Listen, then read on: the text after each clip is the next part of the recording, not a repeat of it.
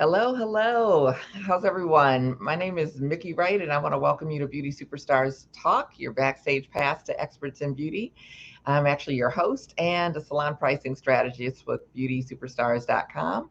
I help hairstylists go from struggling to superstar and be able to confidently raise their prices and charge what they're worth. So I want to thank you for joining us today. And way back when, it's like I met this fabulous family. It was due to I had created a hairstyle that was actually a flag made out of hair, and got a call and was asked if they could use it for their magazine and their cover as well. And I was like, oh, wow, okay, what an honor. And it was Ed Flewellen. And today we are here with Kaye Flewellen to talk about Flewellens. And it's like this whole series is about it's a family affair. And it's like our legacy in the beauty industry is a beautiful thing. You know, we have a lot of history in terms of the Black beauty industry, and I think that beauty is community. And I think that no one represents this better that I know of than the Flewellen family. And so I'm super excited to get to know them. One of the things that Edwin asked me to do in with that magazine was they needed a quote from me. And I was like, a quote? It's like, what kind of quote? And so, I thought about it, and you know how you just kind of have that prayer and the creativity kind of starts flowing or what have you. And it's like all in one lump. And I hope I can say it now, but it was something that I used for a long time because it was like, wow, that came out of me, that came through me basically.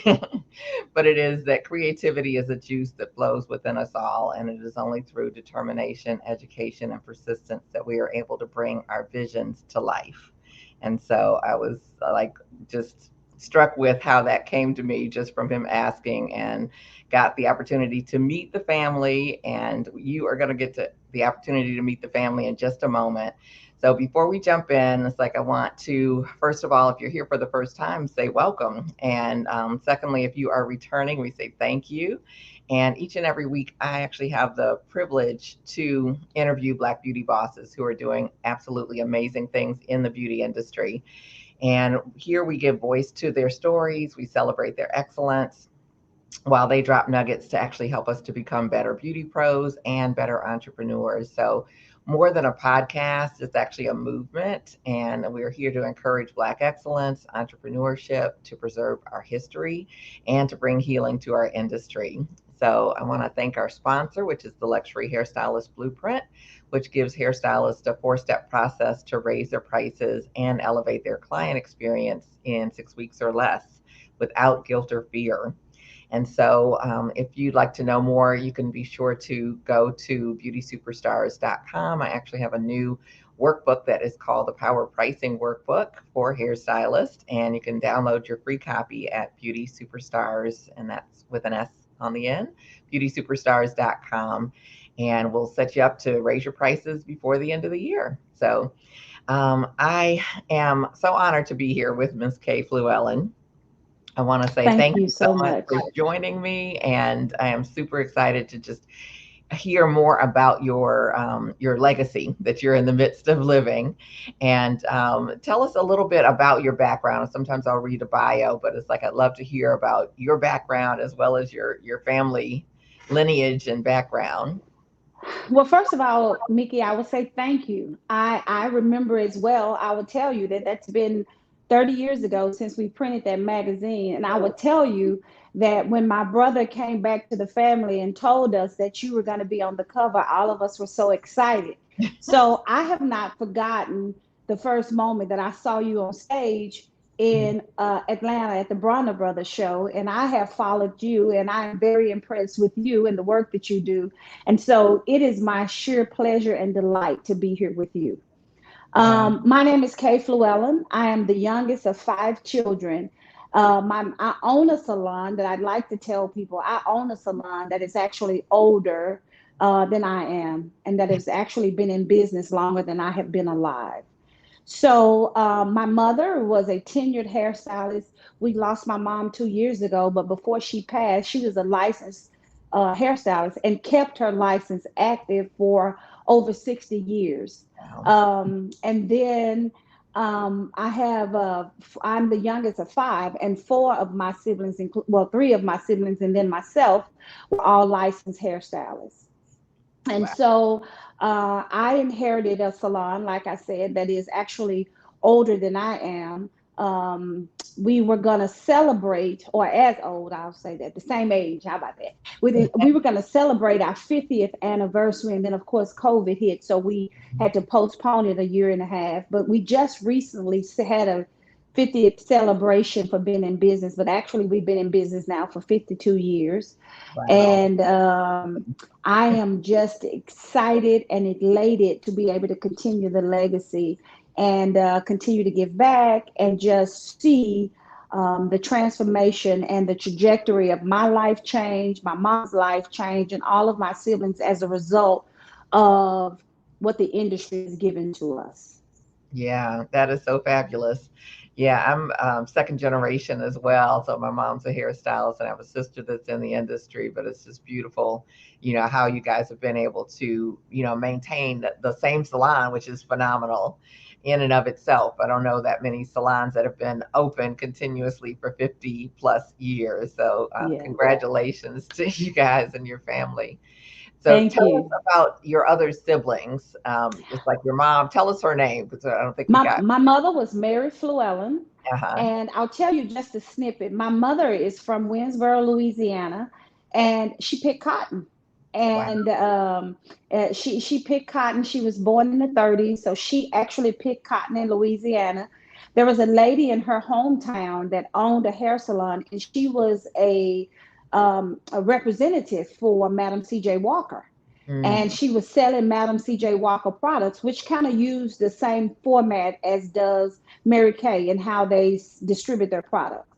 So my mom met a lady who was, like I said, representing C.J. Walker, and she kind of took my mom under her wing. And my mom was very proud of her cotton picking abilities. And this hairstylist basically told her that as hard as she worked, if she considered the beauty industry, it would change her life. mm, And so my mother, instead of picking cotton, the next natural phase from where she was would have been to be a housekeeper. mm, And instead of going into being a housekeeper, she dared to believe that she could do hair. And until she died, my mother loved the beauty industry because it changed the trajectory of her life. As a result, she had so much love for the industry that all of us fell in love with it. She taught, it was her life, like it was the most prominent. She was a strong woman of faith. And so her conversations were faith, family, and beauty, period. mhm. That's what she talked about. And so, as a result, I have two brothers that are licensed barber. You mentioned my brother Ed. He's also a licensed hairstylist. I have a sister that's a licensed hairstylist. Um, Eventually, she had some issues with carpal tunnel and some other challenges, and so she's in real estate now. But she still maintains her license. And then I'm the youngest of the clan, and I have come along now, and I am very excited about the idea of just kind of keeping the movement alive. So I'm a instructor. I'm a trainer. And so while I still stand behind a chair, most of my work is done away from the chair and just kind of trying to impact new stylists who are coming into the industry. Awesome, awesome. And you have another sibling that is not in the industry? Yes, my oldest brother, he didn't get his license as a stylist, but interestingly enough, a photographer. And Okay. so that's how we were able to do the hair magazine, Wow. because he did all of the print work. He did all the photos, he did all the layout design. And so although he never got his license, he was a very intricate part of the work. My Hmm. second oldest brother, he's licensed, but as we started doing hair shows, we had some really big hair shows.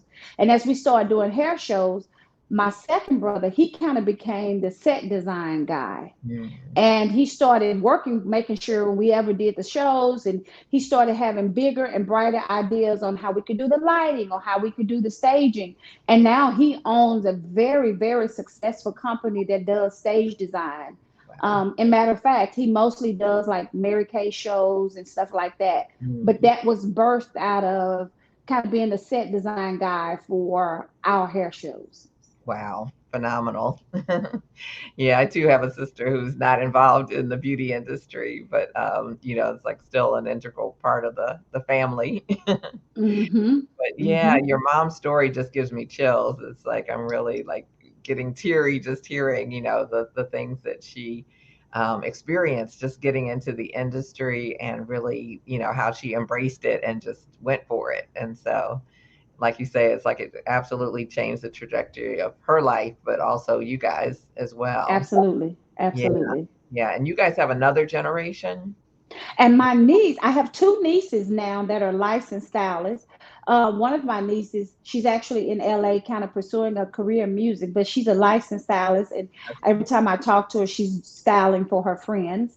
I have my second niece is Anna, and Anna is a licensed stylist, and she specializes in weaves, and she is just an excellent creative.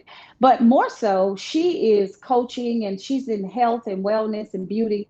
And I am just so excited for Anna and everything that she's doing in the industry. And honestly, she kind of keeps me on my toes.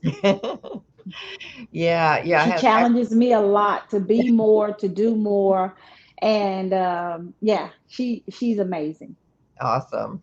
Yeah, I actually had the opportunity to coach Anna. She was a finalist for the Soft Sheen Carson, and now I can't remember the name of it exactly, but it was a competition that they had, and she was one of the finalists. So it's like they all won trips to Washington D.C. to Hmm.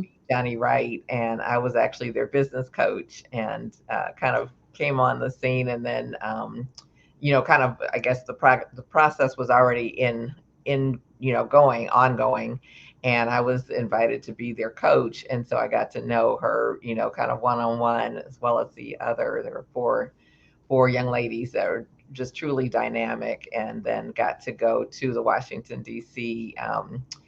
Um, invitation and from the thing that they had with Johnny Wright. And so I got to be part Right. of that. And we took a tour to the White House, and it was just really pretty phenomenal. So it was She really was great. very excited about that experience. She was Yeah. very excited about that experience. Yeah. As she should have been. It was quite an honor, and just a beautiful coming together, with all of the pieces that were laid before they got to DC, but then that Right. was like the grand, So that was pretty phenomenal to be part of that and to meet her, and then to know that she was Mrs. Flewellen's granddaughter. It's like, wow, Hmm. the world is so small. So Right. yeah, yeah. So tell us, it's like I really think that beauty is about our communities, that the Hmm. community impact that salons have, that beauty professionals have, that hairstylists, barbers, and just so many layers of how we impact the community. But what has your salon and your mom individually meant to your community? You're in Dallas, Texas area. So I will tell you that when my mom started the salon, in the first when she was actually opening the salon, like 6 months after she started the salon, which was a big move, in 1970, 69 is when she actually started. Okay. Literally 6 months or 4 months after she bought the salon, my father passed.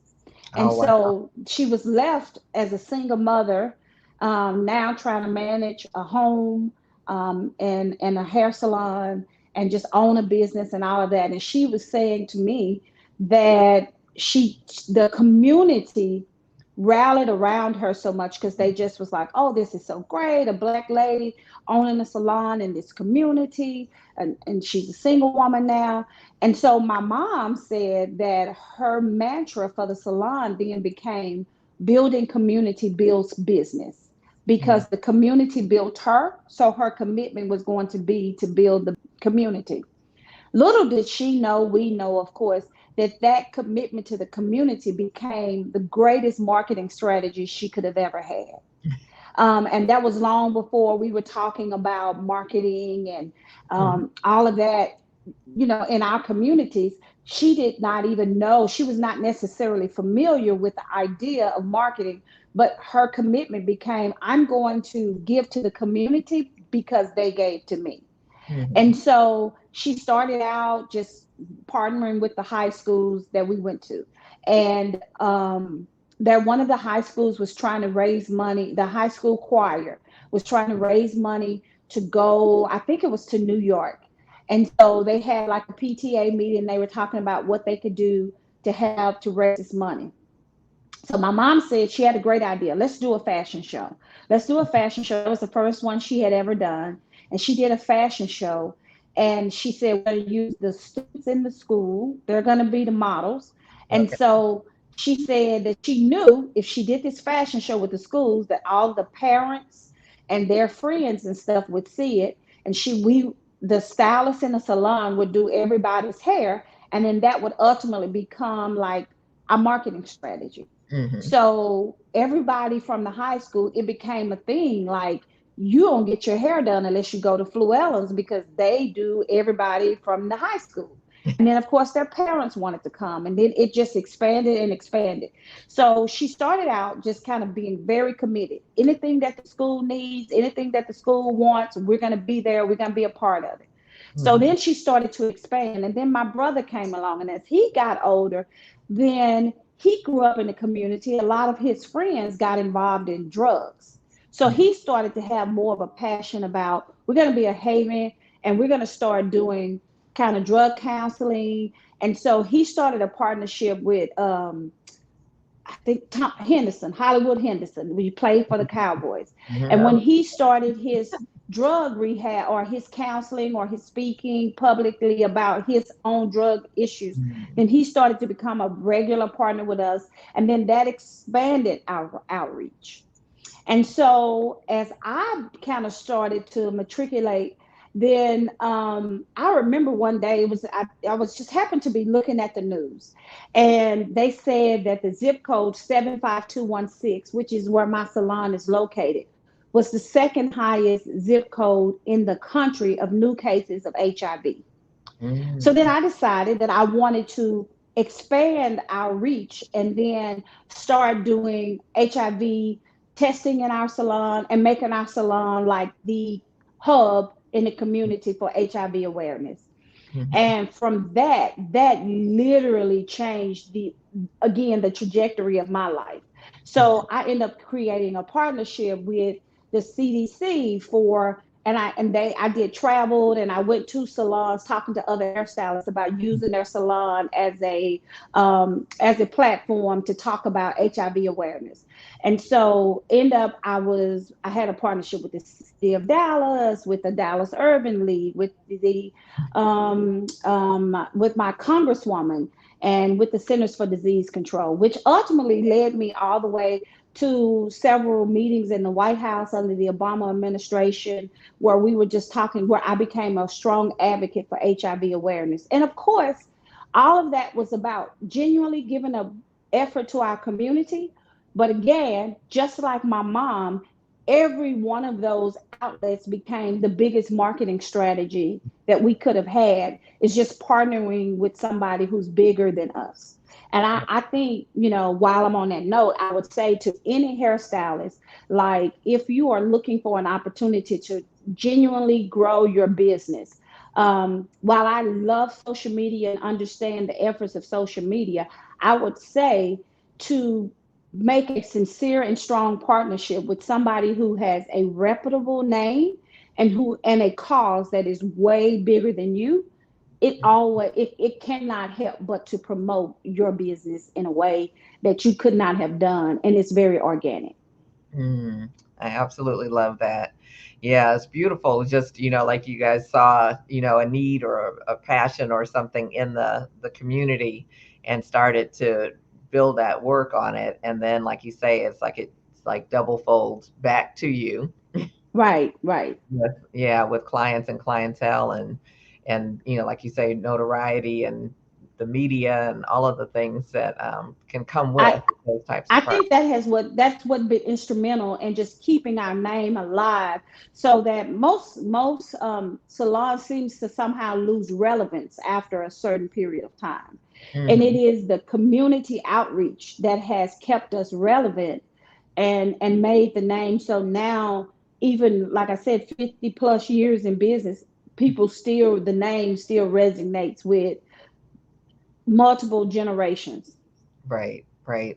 And one of the things I want to talk about too, I don't want to shy away from the fact that you guys do great hair as well. So it's like, I mean, I think so, but I'm more proud of my community work and just mhm, the longevity and the things that we've done to be able to make it work. Of course, you do have to do good hair for people to yeah, keep coming, but there are some other things that you do. One, just because it's incumbent upon you to give back, but right. secondly, just because it pays itself back.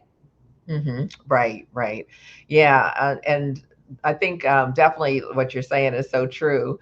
But also, it's like it's one thing to get people in the door, but it's another thing to keep people coming back where they're Right. happily, coming back, time after time, year after year, generation Hmm. after generation, where you've got, I'm sure, the children of and the grandchildren of and the probably some great grandchildren of people who Right. originally came to your salon, which I think is just a beautiful thing, to have that type of impact time after time. Right. I have one lady that still comes to me, and she was my mom's client. In fact, the lady that my mom took to state board, she did her all the way until she passed. She never Oh, went to anyone else. And wow. then one of my clients is a lady who started coming to my mom in the first year of business. And she came to my mom all the way until my mom didn't do hair anymore. And now she's still one of my clients. And because I just love her and because she's a pioneer, I mean, she still is grandfathered in on her prices. Right, right. And but it gives me so much joy just to just do her hair and to know that she's been coming to the salon for as long as it's been a salon. Right, right. That's absolutely beautiful. Like I don't think there's anything that can replace that, in that relationship Yes. that people have with their salon, with their stylist, and for that longevity, that's incredible. So, and Mm-hmm. beautiful.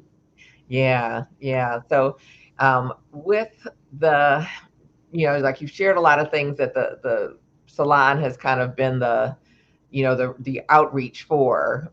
What are some of the things that have opened up in addition to what you shared? Because I'm sure there's been other opportunities Well, and other things. well, I would tell you that I have done just a lot of work. One, my work in the school. I work at a community college as a instructor. But I would say the biggest door that is open. Well, I have a lot of my clients are politicians, and so I'm got a chance to be very very actively involved in policy and being at the table when the conversations are being discussed, and so. I've really got a chance to just learn and understand the value of making your voice known when the Mhm. policies are being made. And so that was something that I really enjoy about just being in the salon. But because I have been so active in the community, 2 years ago we had a councilwoman, city councilman, to have an issue, and so he had to resign, and so the prior councilwoman, she came in and took over until they could have an election. And so I had a gentleman that he manages campaigns, and he came in a salon one day and he asked for me, and I kind of knew of him but not really. And so Mhm. when he came in the salon, he basically told me that he was looking for, they had a movement where they were just trying to get people in politics who just genuinely cared, who was not pushing a secret agenda. And so he said that he had asked around, like, who do you think would be a great candidate that could run for office with just a pure agenda and that just genuinely care about people? And when he came in my salon, he was like, and quiet as it's kept, your name has crossed my table, like crossed my desk like 3 or 4, actually 5 times. And I was like, really? So in the end, I ended up running for city council. And I ran against an incumbent. Well, it was actually several people who ran, and then I ended up getting into a runoff with the incumbent. And it was just an amazing campaign. I didn't actually win, but it was like a few votes that was Wow. between us. I want to say it was like 90 votes that separated us. Wow. Um, but I was so excited to be able to run. And my whole campaign, everything that I did, I used the salon as the backdrop. So everything that we talked about, when we talked about job creation, I talked about the salon. I used the salon as an opportunity. And I had already been doing some work around, I started a program called Beyond the Chair Coaching, where I coached hairstylists on how to have longevity and market their business, all of the things that I just do to grow my business. I created a program and I started trying to sell it to the Oak Cliff Chamber of Commerce. And so Mhm. that became my economic backdrop for what I was going to do in my campaign. And then when I started talking about really just touching the heart of the community, I started calling it, I said I wanted to do a salon talk, which would be where I would have a monthly or a quarterly meeting with just the community. And we would have conversation very similar to the conversation that we had in the salon. And we all know that in the salons, people talk about everything. And the feeling was, I just want to be your friend, and I just want to talk to you like we're in a line. I just want to hear what you have to say.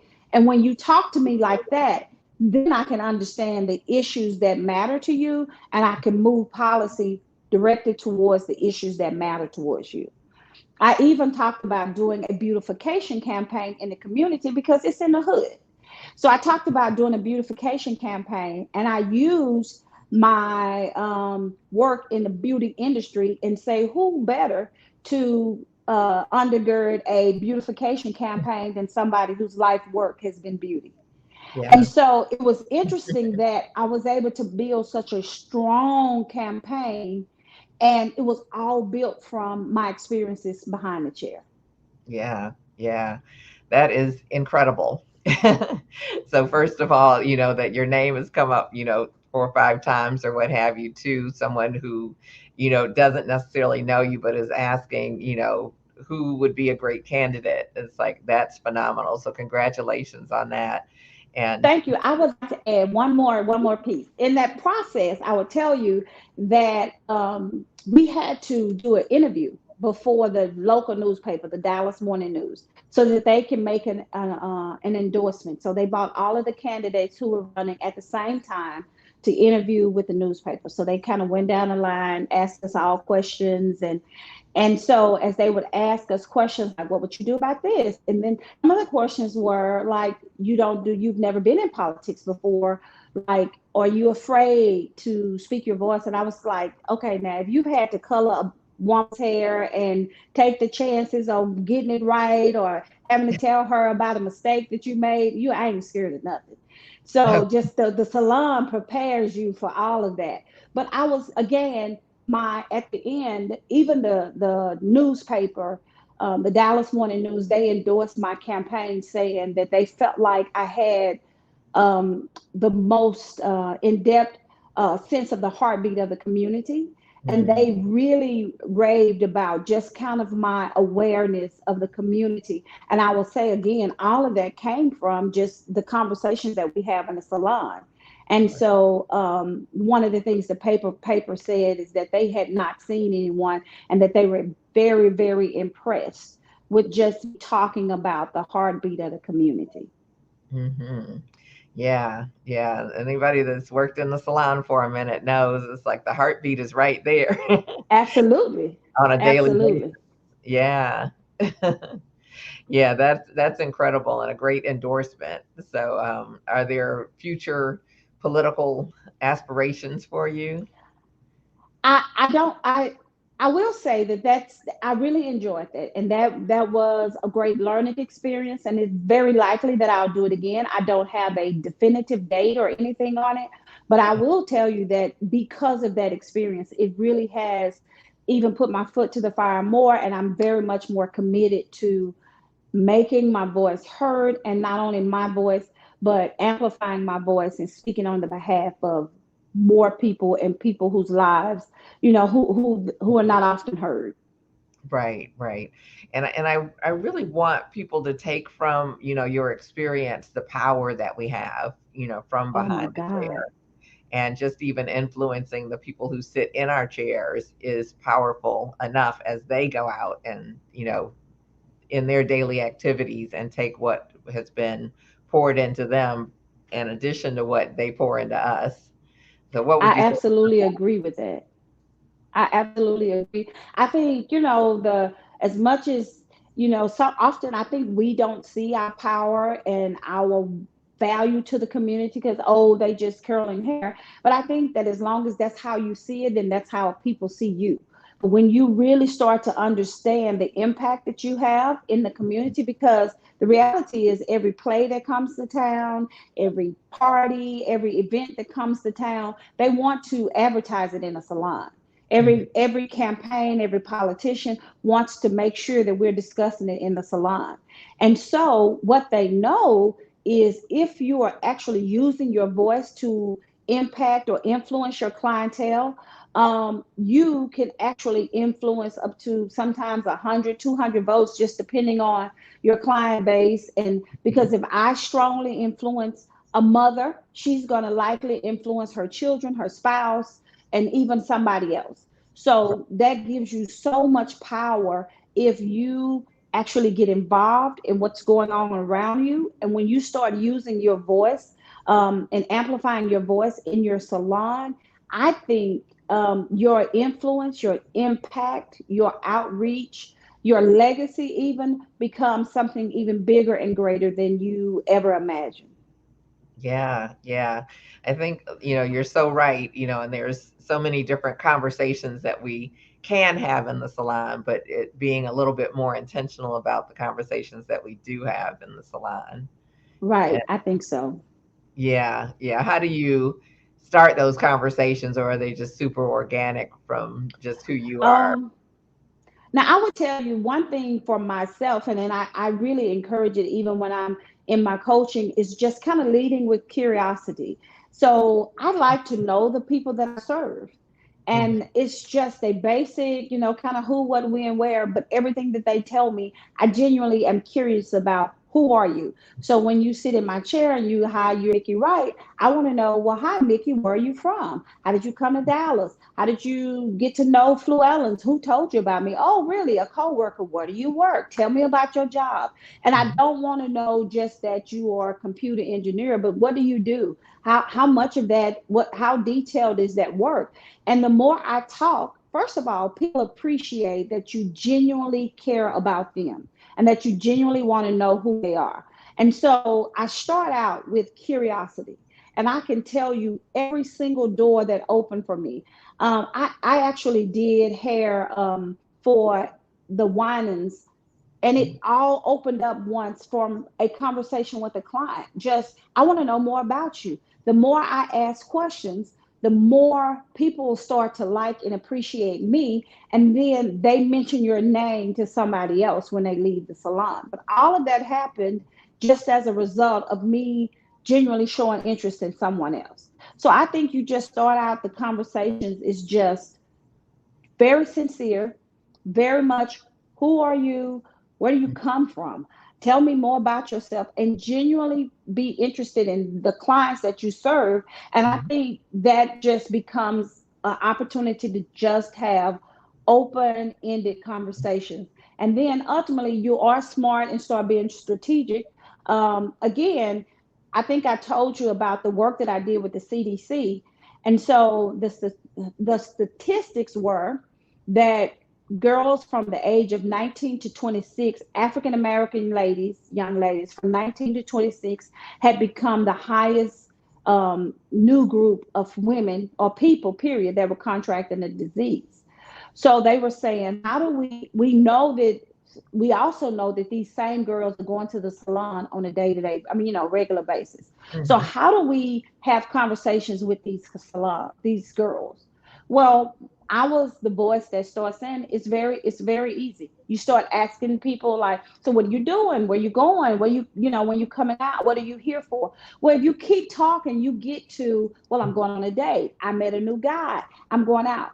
So then that leads you to the conversation of, hey, well, when you go out, if you and this guy go to the next level, why don't you be safe?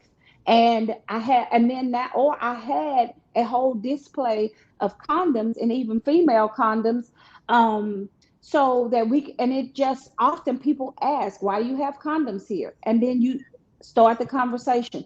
But even if they don't ask, you have an avenue to lead and ask honestly any kind of questions you want.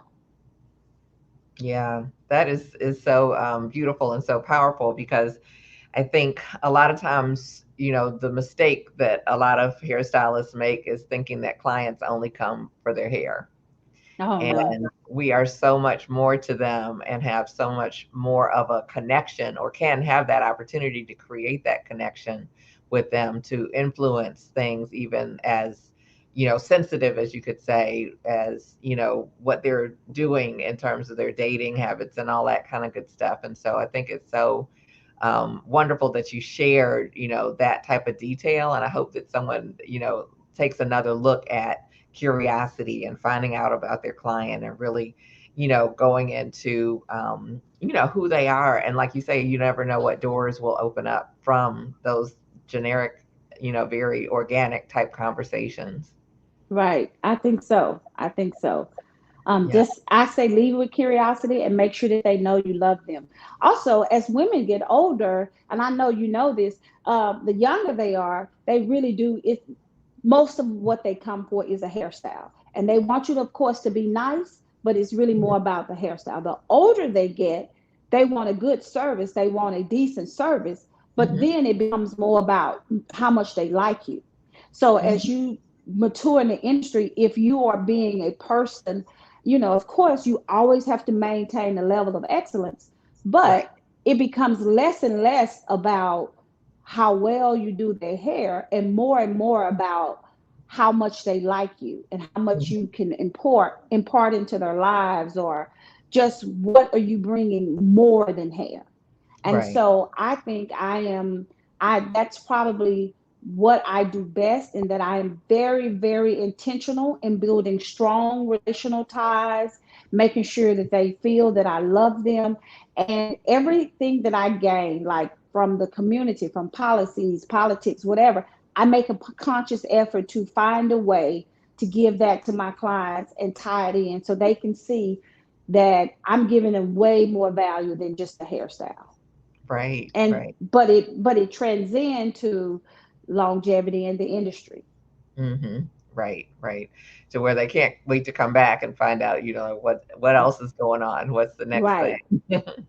and then what do I need to do, and even the listening part. I think when you approach people with genuine curiosity and you're listening, that's something that people don't experience a lot Right. in almost any other part of their life for Right. many people. I totally agree. Yeah, yeah. So it's like we provide that type of service as well. So talk to us a little bit about, the salon and the salon industry. It's like you've been around it basically your whole life. And Mm-hmm. obviously things have changed since 1969, 1970s, 80s, 90s, 2000s, and now we're in, 2020s. What changes have you seen in the beauty industry that have, Of course, the hairstyle, that's goes without saying. uh-huh. I think I mean, when I first got started, the when well, actually, as a young girl, I remember kind of even the relaxer being introduced into the salon, and Mhm. just kind of going from the press and curl to the relaxer. I watched all of that from the roller set, then to the blow dry styles, kind of Farrah Fawcett. Then we transitioned to the wraps, and then they went to like the French rolls, and then the curly styles. So I watched all of that, and that's just natural progression. Even from the curly perm to the straight relaxer, Mhm. and then now the natural hair care movement. I've seen that whole transition. I think more importantly, though, what has changed is one, that there's so much more competition. There's a lot more salons. Like when I was younger, I think, in the DFW Metroplex, there were probably five, maybe 10 really strong black salons. Well, Mhm. now you have a salon almost like a church on every corner. And so you have to be a lot more competitive. Mhm. Um, I would say that the response to that, though, is that competition is always good. And I think now, just kind of understanding your niche and being very clear about what you bring to the table. And that is, even the newest of stylists can compete with even somebody who, like myself, has been in the industry plus 30 years. Is if you are clear about in your messaging about what I bring to the table and what I do and what makes me kind of unique. I think that that's where you gain footage in the industry, and then or in building a clientele. I think Mhm. it's very important that you know the client that you want to serve, like the profile of the client that you want to serve, and that gives you a better avenue to reach that client and speak to that client. Um, so I think now, because there were so few salons then versus now, you have to be extremely strategic about getting the clients that you want and what it takes to keep the client that you're trying to attract. Mhm. I think that's what I noticed the most. Again, I would say that, once you get there, like now, I have a much more mature clientele. So just understanding what speaks to that client. And I will tell you again and again, when you are attracting a younger clientele, it is more so about your style, your gifting, than it is about your personality. The older you get, it is more about the person you are versus your styling. And I think that's something that I've noticed throughout the years. I will also say that the client who lasts longer, first of all, you have to continue to work on yourself, not just your gift, and you do have to continue to stay aware. You cannot say, I got this, and then just fade out. Because I think to myself, the year that I graduated from, well, when I started going to beauty school, Jerry curls were really popular. So if I just stayed there, then I wouldn't have any clients today. Right. And I think sometimes stylists get very comfortable with, I am the baddest and the best at what we're doing today, instead of learning just the basics of the industry. Because if you learn the basics of the industry, they are timeless. And then you kind of can get a specialty, but you have to start with a strong base. And then I think that's what keeps you for the test of time. And then I think that what causes burnout is when you don't have, like what you do, Mickey, is Mhm. help people to understand how to price and kind of manage their business. I think when you start to lose control of the management of your business is usually when you get burnt out and feel like, I'm just tired of dealing with people. And so I think that's something that I have noticed throughout the time, and just staying relevant. Mhm. Like those are the things that I think that make the people that last longest. And I don't think, while I think, again, I don't ever want to discount your talent and your gift, but I don't think that that is the staying power. That's just what brings people to you, but you have to have some skills way beyond that to keep them coming for a long time. Mhm. Yeah, yeah, you've definitely given us some really good like marketing tips. I hope everybody's really catching on to what you're talking about. But when you talk about staying relevant, any suggestions for that? Well, I mean, I think first of all, I think you never are too good, too old, been around too long to learn, and I think Mhm. you can learn from anybody. Mhm. I mentioned before that I teach at a beauty school, and honestly, I learn a lot from the students because they've been looking at YouTube. They have different ideas, and so I learn a lot, honestly, even from students. So Mhm. clearly I have the more experience than they have, but they're still bringing new ideas. I also really say, um, staying with somebody. So, like, being a mentor is amazing because you get to teach them the things you know. But when you really develop that strong relationship, then you start learning also from people who are younger than you. And that's something that keeps you relevant. So stay at the hair shows, keep somebody who's younger than you, Mhm. close to you, that's kind of learning from you, but you have the opportunity to learn from them, and keep a mentor in your life, somebody that's constantly pulling you along while you pull somebody else along. I Mm. think that's the key. Yeah, yeah, that's a formula right there. So yeah, that is perfect. And so with the business, kind of what do you see going forward for both yourself and For the business? myself or just the industry at large? Well, yourself and your Flewellen's business there. Well, because like now, I think, it's always about continue to move, continue to transition. I am strongly considering the idea of create have my own school, and kind of, so that like when I hire new stylists, one of the things that I know is that often I have to do a lot of training to kind of get them to where I want them to be, Right. in every area. So I want to have a school, and I'm looking to do kind of what you do, not just the basics. I certainly want to teach them and have them state board ready, but I also want them to have a business element, because I know far too many stylists don't even understand like how to pay taxes, and where do I pay taxes, and Mhm. who is the comptroller, and why do I need to know that, and all of those kinds of things. So I Right. am working on some personal training and coaching, but I'm also looking forward to the idea, or looking into just kind of creating a school where all of that training, continuing education training happens for a current stylist, and then preparing the next generation. And so I think that is, the next step for me. Nice. Okay. That's lovely. And with your coaching business, you mentioned some of the things that people are, may not know and need to know to be able to stay in business and what have you. Are there any other things that kind of surprise you, or that you're like, oh wow, it's like we've got to do something specific about this particular topic? Well, I tell you that coaching was birthed out of my own experience, because I wrote a book several years ago, and I did phenomenal with the book. I sold a lot of books. I did a lot of hair shows. And that year was one of the best years of my career, but I got audited, and I ended up owing the IRS Mm-hmm. $30,000, and they needed it in 30 days. Wow. And I didn't have it, but I had some nice red bottoms, and I had some nice jewelry. I had some nice jewelry and some designer handbags, but I Oh, did not have $30,000.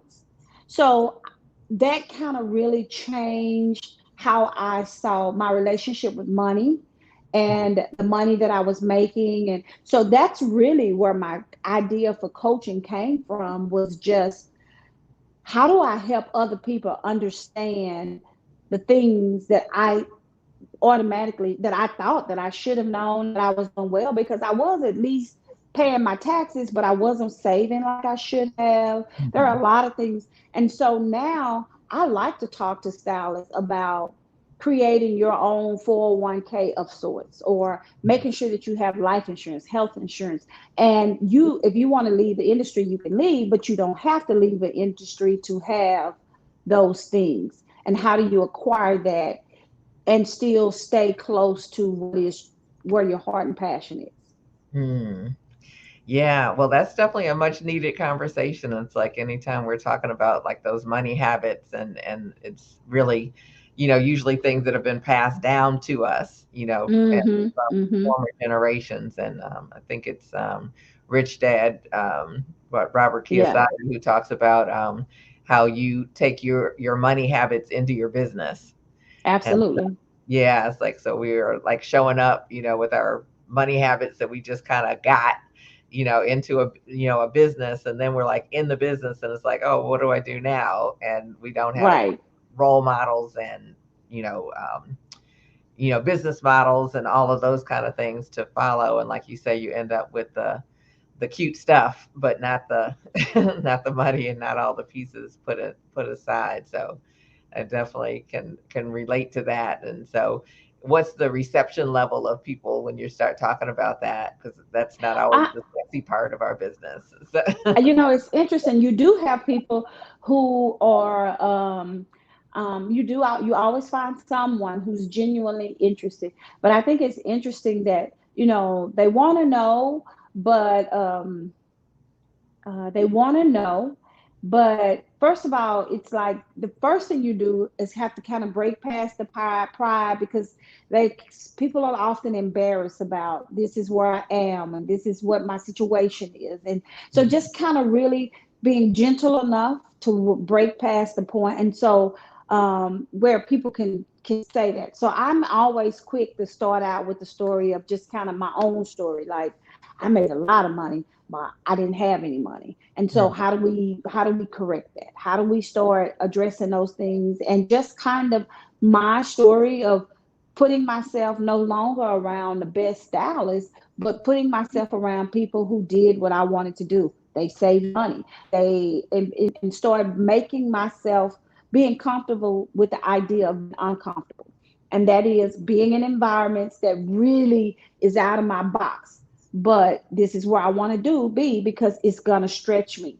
So you start out with that, but it's interesting. Some people are very, very excited and they know that they need this, but most people will find a way to kind of, a lot of people, I won't say most, but a lot of people find they're interested until it really gets real and the work really has to happen. And it's a great conversation, but it's very difficult to really push it through. right, right. Yeah, the whole topic around money can be so emotional that I think sometimes Yeah. almost triggers people, and it's like, okay, well, okay, we've gone deep enough. This is good. Right, right. Yeah, yeah. Well, it sounds like you've got so many exciting things, on your plate right now. It's like, tell us just like, what keeps you motivated and inspired? What and where do you look for that level of inspiration to be, as excited as you are about the industry and the other things that you're passionate about? Well, first of all, energy and excitement, that's kind of inherent. It comes from my mom, and the industry excitement is just inherent. But I am very conscious about. It was many years ago. I read a statement that says basically you are the sum total of the top five people that you are around. I'm very intentional about my friends, the conversations that I have. I'm very intentional about what I take in, and so I'm very conscious of listening to motivational speaking at some point, at least I give myself a guaranteed diet of 10 to 15 minutes a day of something motivational. I make a conscious effort to read. And I know that like as a stylist, we are usually high strung and moving. And sometimes it's very difficult to just be still. It's a Mhm. practice that I had to learn. I have That's not always been me because I'm normally very energetic, but learning how to refill my cup on a regular basis, um, be intentional about even friendships and people that I engage with because I understand that my mindset becomes that I hear and see every day. Mhm. So those are some things. And then I really do have a big heart. And so I always see a lot of things that I want to touch and impact.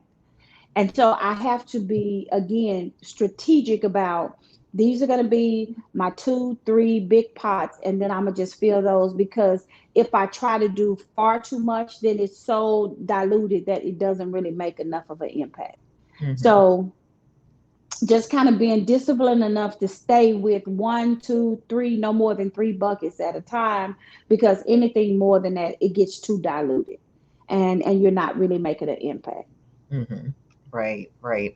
Yeah, and I love the intention that you're playing life with, that you are looking at the people in front of you and around you, and being intentional about what you're taking in and the conversations that you're having, all of those things. I found myself, like, I help people a lot of times say no and put boundaries around, what they're doing, particularly in their business and with prices and all of that, But then I was finding myself, I'm like, wait a minute, I'm saying yes to like far too many things. And like you said, it gets Mm-hmm. diluted, even though it's like, oh, this is a great thing and this is a great thing. So really like taking that step back, and it's like, okay. And like you say, having the quiet time to be able to discern, Mm-hmm. where would God have me be? Where is the best use of my energy and my time and my money or whatever it may be, to really Mm-hmm. step back is wisdom, wisdom speaking. Yeah. And any suggestions for us? Like, for me anyway, I see like a big gap in terms of confidence level of Mm-hmm. stylists in particular, right now.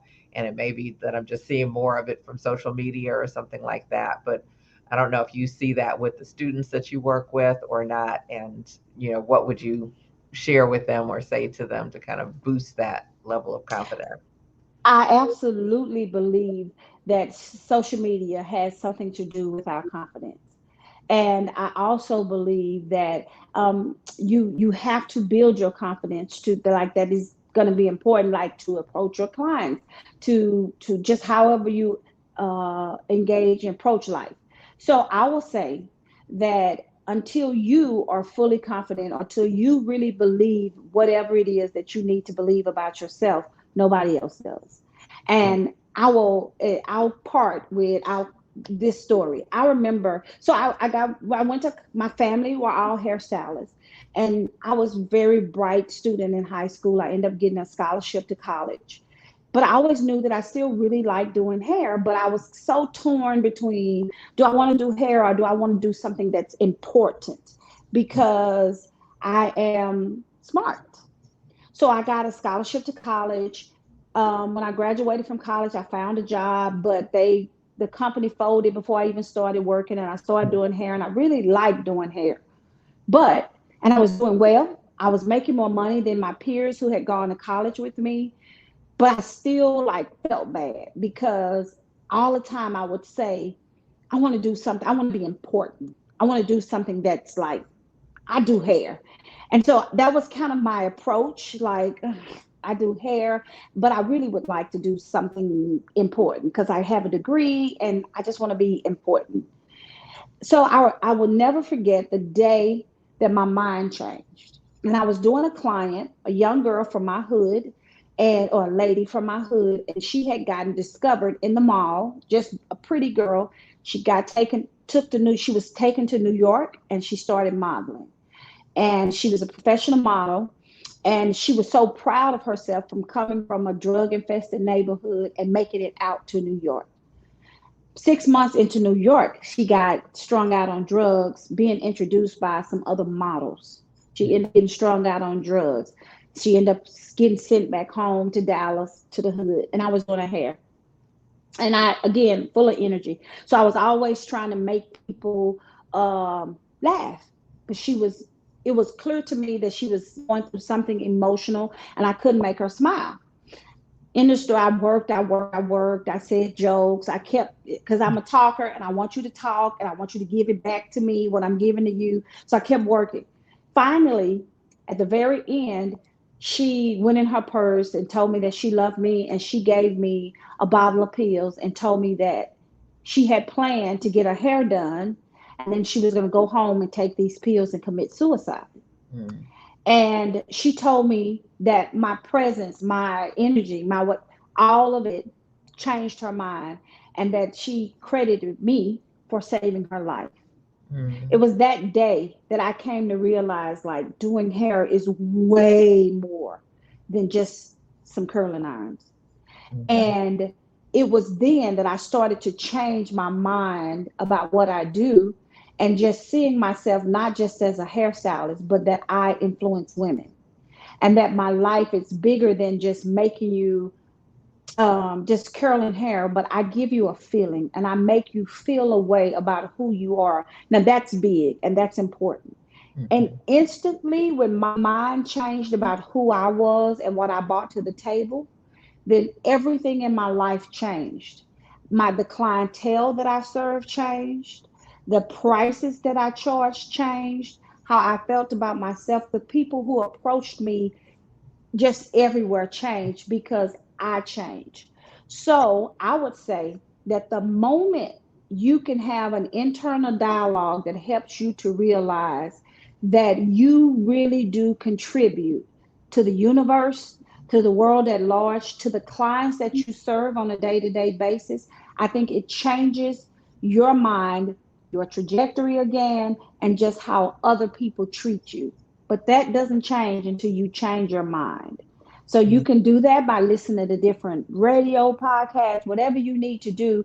But it is imperative and it is incumbent upon you to build the self confidence to be able to acquire the life and the things that you know that you deserve.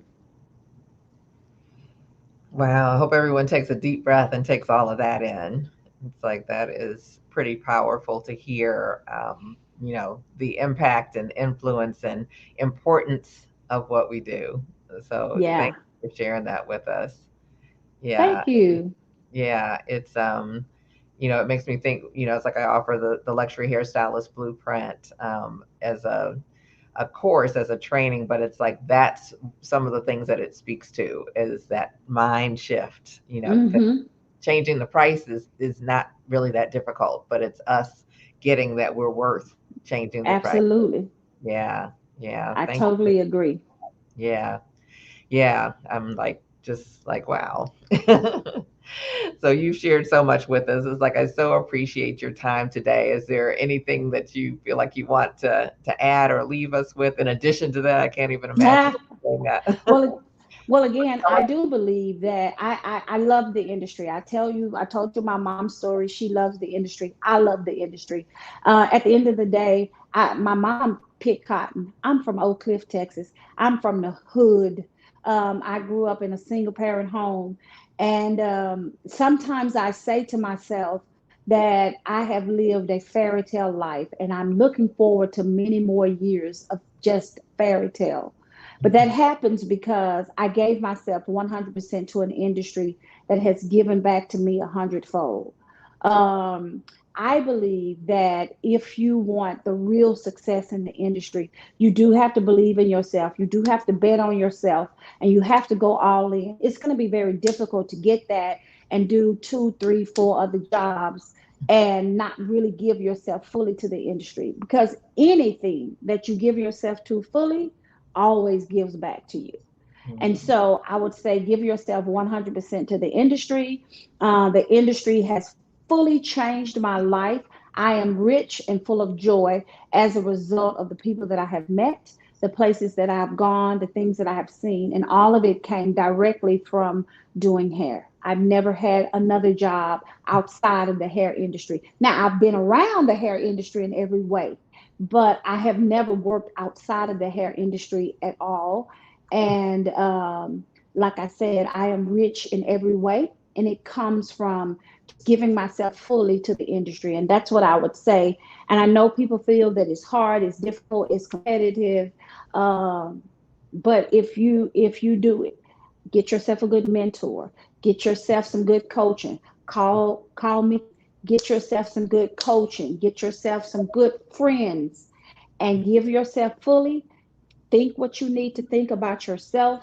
And I will say that this is the only industry where you can set your prices. You can determine I mean, there's a stylist that the $10,000 haircut in New York. So you can do what you want to do, but you got to be given fully to it. And you can set your own salary. And you are the only person that can determine your height and how far you can go in the industry. Yes, yes, yes. Absolutely. Amen to that. Yeah. So thank you so much, Kay. And how can we keep in touch with you? Well, you can find me on social media. I have been kind of busy. I haven't been as active, but I'm making a conscious effort to be back on social media more. So you can Mhm. find me. I'm on Facebook, Instagram, and Twitter, and it's all Kaye Flewellen. It's just the letter K and then Flewellen. And you can find me on all platforms. And then that's where I am, and I'm talking. And if you reach out to me, you DM me. I do a little TikTok even. And if you just DM me and send me a message, I love people and I respond. And I don't have an assistant that's responding for me. I respond, I talk to people because I genuinely have a love for people. And it would be my pleasure to give a nugget to a aspiring hairstylist or a up and coming stylist. So reach out to me. Yeah, wonderful. It's like we've got it scrolling here. So Kaye Flewellen, and you can find her at Kaye, just the initial Kaye Flewellen, Hmm. on all the social media platforms. So definitely follow her, reach out, give her a DM, and let her know, what stood out. It's like actually, drop us a line, a comment of what stood out for you today, because she dropped some amazing nuggets. And even just, hearing her family story, we are all encouraged, with this industry and all that it has to offer beyond our wildest dreams. So, I agree. yeah, I definitely agree. want to thank you. And thank you guys for being here, for watching. Please share this with a friend, because I think this industry offers so much more than, like you said, curling irons and curling hair. It's like there's Hmm. so much more. And we sometimes get caught up in, it's like, oh, we're just doing hair. And like you say, it's like this is an important job. And so, Right. Mickey, thank you so much for continuing to amplify our voices. Thank you so much for speaking and giving a platform for stylists who, have been around and have something to say. Thank you for what you do and being a trailblazer and everything that you've done. So thank you again for considering me, but just thank you for being you. yeah, well, thank you so much. And it's like I appreciate the accolades from way back. So Yeah. yeah, it's like being on the cover of your magazine was a great honor, and I'm grateful for that, and just the opportunity to meet, your entire family, to have met your mom, and got to interact with what you guys are doing and have mean and have meant to the industry and to your community. So thank you. Thank you. Thank Yeah. you for having me. Yeah, and if anyone watching, if you have missed any of our Beauty Superstars talk before this, we have more than 70 episodes, so you can definitely do some binge watching. You can follow us on YouTube, my channel, which is Mickey Wright, and it's just 1K, MIKIWRIGHT. And we will look forward to seeing you there. And you can follow me on beautysuperstars.com, and you can also pick up your free guide of the power pricing workbook there as well. So that'll get you started with the first 3 steps that you need to raise your prices. And we are losing Miss K, but I think she is there. And I'm just so appreciative of all of you guys being here with us today. So thanks again. And we will look forward to seeing you next time. Keep reaching for the stars.